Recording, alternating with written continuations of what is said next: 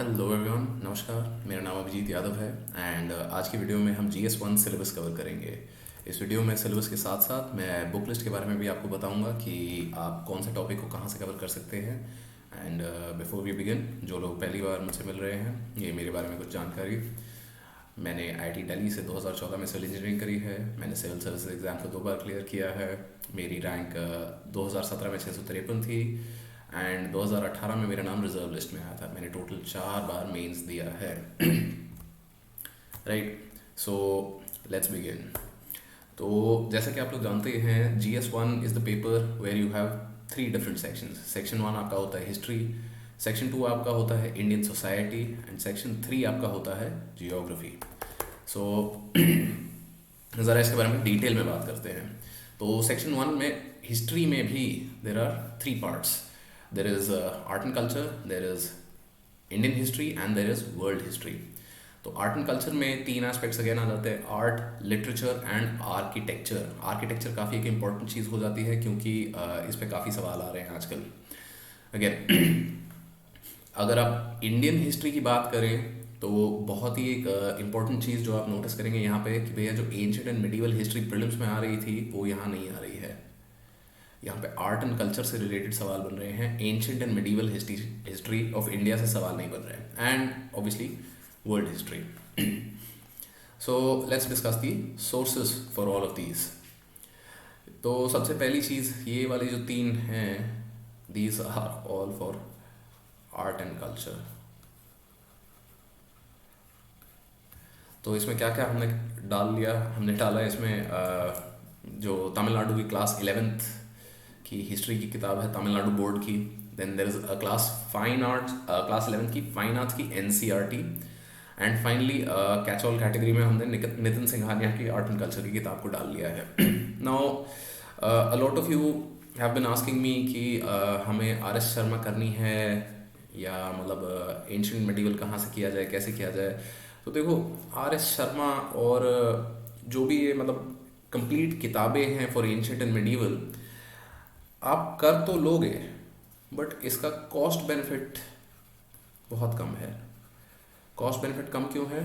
क्योंकि भाई 1 या 2 सवाल वो बनने हैं एंड उसके लिए आप 2 फुल बुक्स पढ़ोगे। तो ये मैं नहीं मानता कि ये सही तरीका है तैयारी करने का। क्यों? क्योंकि एक तो वैसे ही अपने पास कंटेंट काफ़ी ज़्यादा हो जाता है, क्योंकि आप देखोगे मतलब GS1 के लिए 3-4 किताबें अलग हो जाएंगी, GS2 के लिए मतलब कि सबके लिए हैं किताबें, किताबों की कमी नहीं है। So we need to minimize, sorry about that, we need to minimize. Minimize क्यों करना है हमें? क्यों? ताकि हम रिवाइज आसानी से कर पाए। सो आर्ट एंड कल्चर के लिए अगर आप ये 3 किताबें कर लेते हैं तो this is more than sufficient. अब अगर इसके अलावा कोई क्वेश्चन आ जाता है, सो वो वाली चीज़ अब थोड़ा जजमेंट कॉल हो जाएगी। And despite even doing RS Sharma, you might not be able to do such questions. So मैं नहीं मानता कि इसके लिए हमें कोई बहुत ज़्यादा स्पेशल एफर्ट अलग से डालना चाहिए। ऑब्वियसली अगर आपको लगता है कि this is not the way to go, आप मुझे डेफिनेटली बेस्ट सोर्सेज इसके लिए नीचे कमेंट्स में बता सकते हैं। So after art and culture we come to Indian history. So Indian history हमने देखा था अभी कि भाई एंशिएंट एंड मिडिवल नहीं था, ये सिर्फ और सिर्फ modern history and post independence history था। तो उसके लिए from Plassey to partition and after by Shekhar Bandyopadhyay, ये मैं मानता हूँ कि this is the best book for history from mains perspective.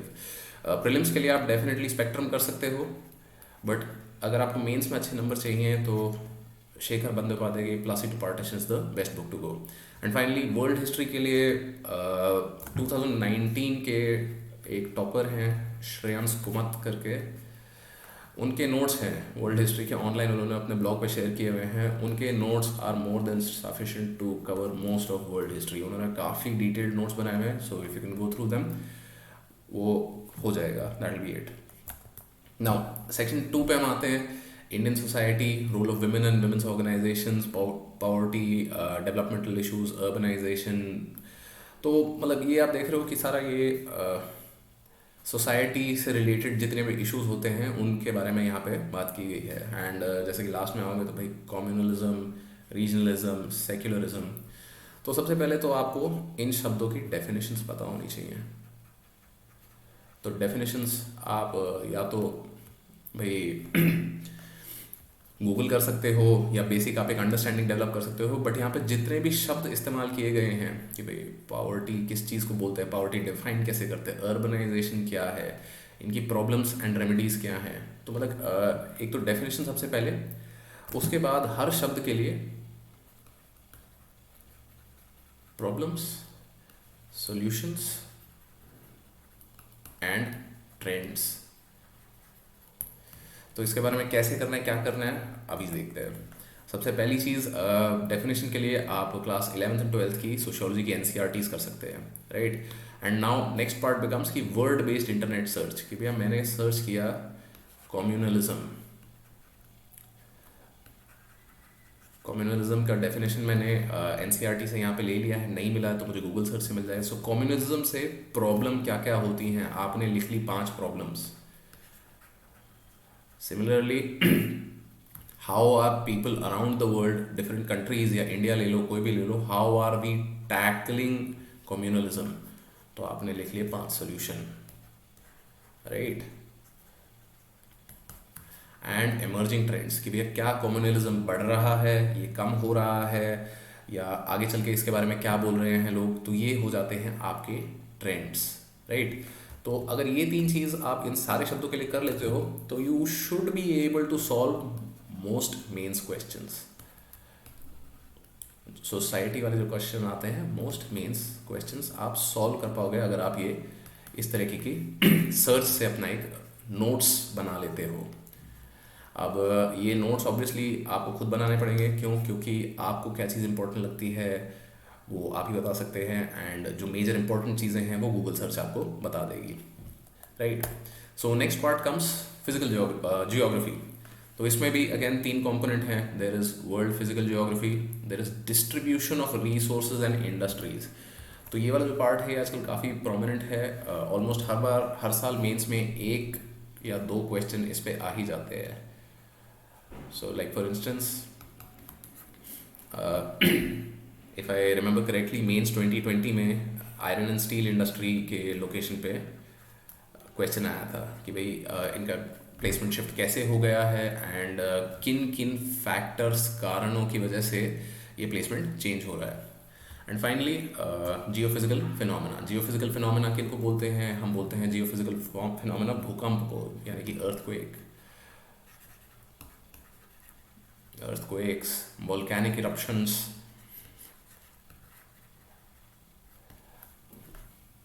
Sorry crustal movements, continental movements. तो ये सारी जो चीज़ें हैं ये जियोफिजिकल फिनोमेना में आ जाती हैं। अब इसके लिए जियोग्राफी के लिए आप सबसे पहले तो क्लास 11th एंड 12th की एनसीईआरटीज़ कर लो। अगर ये वाली चीज़ आप कर लेते हो तो जियोग्राफी के बेसिक्स आपके बिल्कुल क्लियर हो जाएंगे। And most of the time if you even pick up previous year mains questions, मैंने अपनी पिछले वीडियो में लेवल्स ऑफ नॉलेज के बारे में बात करी है, तो आप देखोगे कि वहाँ पे कि भाई लेवल 2-3 टाइप सवाल आते हैं फॉर जियोग्राफी। 4 वो बन जाते हैं when we are asked to compare multiple concepts. So अगर आप एनसीईआरटीज़ कर लेते हो so it's a good cover of basics. Next I recommend GC Leong. So GC Leong से आपका सारा जियो फिजिकल फिनोमेना वाला पार्ट कवर हो जाएगा। जीसी लियोंग मैं क्यों बोल रहा हूँ, जनरली लोग बोलते हैं कि भाई ये भारी किताब है geophysical, but this book has a lot of diagrams. अब ये डायग्राम्स जो हैं ये आपको समझने में आसानी करते हैं, क्यों? क्योंकि आपको दिख जाता है जिस चीज़ के बारे में बात हो रही है कि भैया कैसे हो रहा है, किस चीज़ को मतलब अगर आप माउंटेन सिस्टम्स की बात करें तो किस टाइप के माउंटेन सिस्टम्स होते हैं, फोल्ड कैसे बनता है, ये सब टाइप की चीज़ें यहाँ पर डायग्राम से एक्सप्लेन हैं, तो it becomes very easy for you to understand. Next obviously atlas geography के लिए, कि भैया आपको अपने सारे मैप्स इंडिया के तो डेफिनेटली फिजिकल एंड इंडिया के लिए फिजिकल प्लस पॉलिटिकल देखना होगा आपको, एंड वर्ल्ड का डेफिनेटली आपको फिजिकल मैप लेके चलना होगा। इससे क्या होगा कि भाई आपको हो सारी चीज़ें अंदाज़न पता होंगी कि भाई क्या कहाँ है, और जनरली अगर आप देखो तो प्रीलिम्स के लिए भी ये हेल्पफुल रहेगा एंड ये मेंस के लिए भी हेल्पफुल रहेगा। And finally India year book आपके लिए लेटेस्ट इन्फॉर्मेशन के लिए है। फॉर इंस्टेंस कि भाई जैसे वो आयरन एंड स्टील इंडस्ट्री का सवाल इस बार मेंस में आया था, तो यू शुड नो कि भैया आयरन एंड स्टील इंडस्ट्री कहाँ कहाँ नहीं उग रही है, सॉरी कहाँ कहाँ नहीं सेटअप हो रही है, एंड और इंडस्ट्रीज किस तरीके से चेंज हो रही है, कौन से मेजर इंडस्ट्रियल स्टेट्स हैं इंडिया के, एंड किस कारण है ये। तो ये सारा जो इंफॉर्मेशन है जो कि लेवल 1 नॉलेज है, लेवल 1 नॉलेज माने फैक्ट्स हैं, तो ये फैक्ट्स आपको सारे इंडिया ईयर बुक से मिल जाएंगे, right. So after this video मैं इसी तरह एक GS2 GS3 एंड GS4 का सिलेबस एंड बुकलेट्स बनाने वाला हूँ। If you want me to cover anything else, आपको लगता है कुछ और चीज़ के बारे में हमें बात करनी चाहिए जो ज़रूरी है, तो प्लीज़ नीचे कमेंट छोड़ के मुझे बताइए, and obviously like share subscribe. Thank you for watching.